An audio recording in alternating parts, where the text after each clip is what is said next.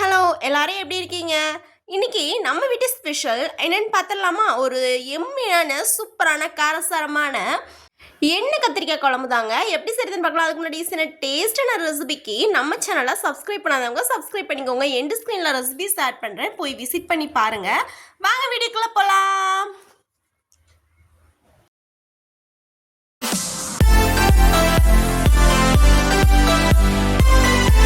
ஸ்டவ்வில் ஒரு கடாய் வச்சுக்கலாம். இந்த எண்ணெய் கத்திரிக்காய் குழம்புக்கு கொஞ்சம் ஆயில் அதிகமாக சேர்த்தா தான் நல்லா சுவையாக இருக்கும். நான் வந்துட்டு ஃபுல்லாகவே 1 கப் ஆயில் எடுத்திருக்கேன். ஆனால் இப்போதைக்கு 1/2 கப் தான் நான் சேர்த்துருக்கேன். ஆயில் நல்லா சூடாகிற ஸ்டேஜில் நம்ம கத்திரிக்காய் இருக்கு இல்லையா, வெள்ளை கத்திரிக்காய் இருந்தால் ரொம்ப மஸ்ட்டு. வெள்ளை கத்திரிக்காயிலேயே நல்லா குட்டி குட்டியாக இருக்கும் இல்லையா, அந்த கத்திரிக்காய் இருந்தால் எண்ணெய் கத்திரிக்காய் குழம்பு அவ்வளோ அருமையாக இருக்கும். கண்டிப்பாக ட்ரை பண்ணி பாருங்கள். பட் என்கிட்ட குட்டி குட்டி கத்திரிக்காய் இல்லாதனால நான் பெரிய பெரிய கத்திரிக்காய் சேர்த்துருக்குறேன்.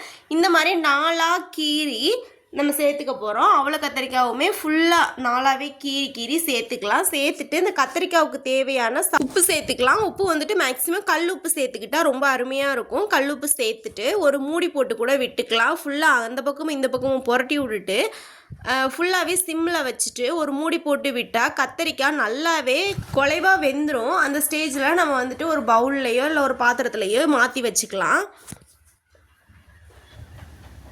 அதுக்காக ரொம்ப கொலன்னு வர்ற வரைக்கும் விட வேணாம். இந்த அளவுக்கு வந்துட்டு கரெக்டான ஒரு பதம்.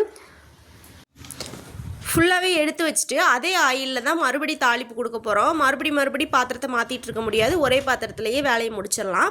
அதே கடாயில் அதே ஆயில்லையே, அதுலேயே நிறைய ஆயில் நம்ம சேர்த்தோம் இல்லையா, அந்த ஆயில்லையே ஒரு பெரிய வெங்காயத்தை எடுத்து நீளமாக கட் பண்ணி சேர்த்துருக்கேன். இது ஓரளவு வதங்கி வந்ததுக்கப்புறமா நான் ஒரு 3 தக்காளி பழத்தை எடுத்து கட் பண்ணி சேர்த்துருக்குறேன். அதோடையே ஒரு 3லேருந்து ஒரு 4 பல் பூண்டு, ஒரு 3 துண்டு இஞ்சி, இவ்வளோத்தையும் சேர்த்து நல்லா மிக்ஸ் பண்ணிவிட்டு சோம்பு 1 ஸ்பூன், ஜீரகம் 1 ஸ்பூன், மிளகு 1 ஸ்பூன், ஃபுல்லாகவே நல்லா மிக்ஸ் பண்ணிக்கலாம். ஒரு மூடி போட்டு விட்டுக்கலாம். ஒரு 10 நிமிஷம் மூடி போட்டு விட்டுக்கலாம். சிம்மில் வச்சு மூடி போடணும், அதுதான் மெயினு. திரும்ப ஓரளவு வதங்கிருச்சு, நமக்கு பார்த்தாவே தெரியுது. இந்த ஸ்டேஜில் 1 கப் தேங்காய் சேர்த்துருக்குறேன். தேங்காவை பார்த்து ரொம்ப பயந்துடாதீங்க. தேங்காய் என்ன ரீசன்னா, நான் துருவிட்டு எப்போவுமே உடச்ச தேங்காய் வேஸ்ட் ஆகக்கூடாதுன்னு ஃப்ரீசரில் துருவி ஒரு டப்பாவில் போட்டு வச்சுருவேன். அது கட்டி கட்டியாக இருக்குது. அது வதங்கும் போது கூலிங் போய் சரியாக வந்துடும்.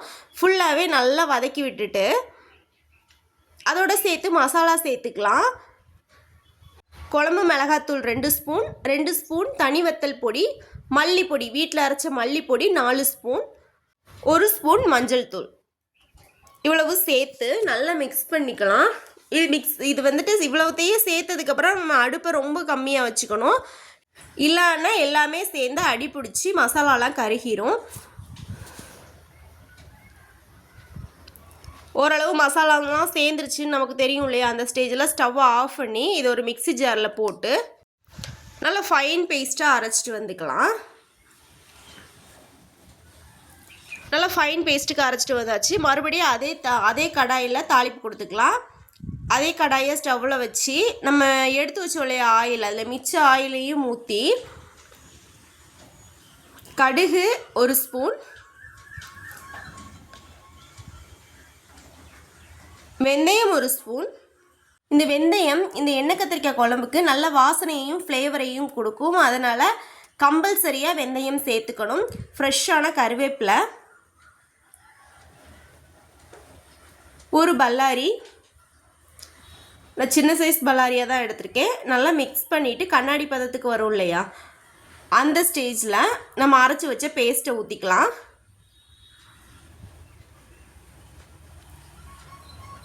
ஒரு குட்டி லெமன் சைஸ் புளி எடுத்து ஃபுல்லாகவே கரைச்சி சேர்த்துக்கலாம். நம்ம மிக்ஸி ஜார்லேயே எந்த அளவுக்கு நமக்கு குழம்புக்கு தண்ணி வேணுமோ அந்த அளவுக்கு நம்ம தண்ணி கலந்து சேர்த்துக்கலாம். தேவையான அளவு உப்பு சேர்த்துக்கலாம். நான் கல்லுப்பு தான் சேர்த்துருக்கேன். நம்ம ஆல்ரெடி கத்திரிக்காயில் நம்ம உப்பு போட்டு தான் வதக்கணும் இல்லையா, அதுலேயுமே உப்பு இருக்கும். அதனால் நம்ம வந்துட்டு உப்பு அதிகமாக கொட்டிடக்கூடாது. நம்ம கத்திரிக்காயும் சேர்த்துட்டு பத்தலைன்னா கூட நம்ம சேர்த்துக்கலாம். நான் வந்துட்டு முதல்ல கொஞ்சம் தான் சேர்த்துக்கிட்டேன். எனக்கு உப்பு பத்தாதுன்னு தெரியுங்கிறதுனால தான் முதல்ல கொஞ்சம் சேர்த்துக்கிட்டேன். கடைசியாக நம்ம கத்திரிக்காய் போட்டதுக்கப்புறம் பத்தலைன்னா பத்தாததுக்கு கடைசியாக நம்ம சால்ட்டு கூட சேர்த்துக்கலாம். ஒன்றும் தப்பு இல்லை. ஃபுல்லாகவே குழம்பு நல்லா கொதிச்சு அந்த எண்ணெய் கத்திரிக்காய் குழம்பு வாசம் வீசும் பாருங்கள், அவ்வளோ அருமையாக இருக்கும். கொஞ்சமாக மல்லி இலை தூவி ஸ்டவ்வை ஆஃப் பண்ணிக்கலாம்.